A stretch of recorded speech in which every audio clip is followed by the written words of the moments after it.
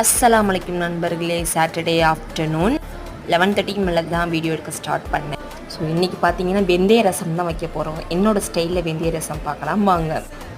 2 spoon துவரம் பருப்பு, 1 spoon வெந்தயம், 1 ஸ்பூன் மிளகு, 1 கொத்து கருவேப்பிலை, 5-6 காஞ்ச மிளகாய், பெருங்காயம் எல்லாம் சேர்த்து நல்லா வறுத்து எடுத்துக்கலாம்.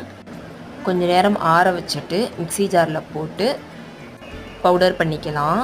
அடுத்து ஒரு பாத்திரத்தில் நல்லா பழமாக 4-5 தக்காளி குட்டி குட்டியாக கட் பண்ணி போட்டிருக்கேன். தேவையான அளவு உப்பு, ஒரு 3 பச்சை மிளகாய் சேர்த்துருக்கேன். ஸோ இந்த அளவுக்கு நல்லா வதக்கிட்டு 5-6 பூண்டை நல்லா தட்டி சேர்த்துக்கலாம். மிளகுத்தூள் 1 ஸ்பூன், மஞ்சத்தூள் 1 ஸ்பூன் சேர்த்துக்கலாம். கரைச்சி வச்சுருக்க புளி தண்ணி சேர்த்துக்கலாம். அடுத்து கொத்தமல்லி சேர்த்துக்கிட்டு அடுத்து நம்ம பவுட்ரு பண்ணி வச்சுருக்க ரசப்பொடியும் சேர்த்துக்கலாம். இது இங்கிட்டு கொதி வரத்துக்குள்ளே கடுகு உளுந்தம் பருப்பு தாளித்து எடுத்து ஊற்றினோம்னா வெந்தய ரசம் ரெடி. இந்த vlog பிடிச்சிருந்துச்சுன்னா சப்ஸ்கிரைப் பண்ணிக்கோங்க.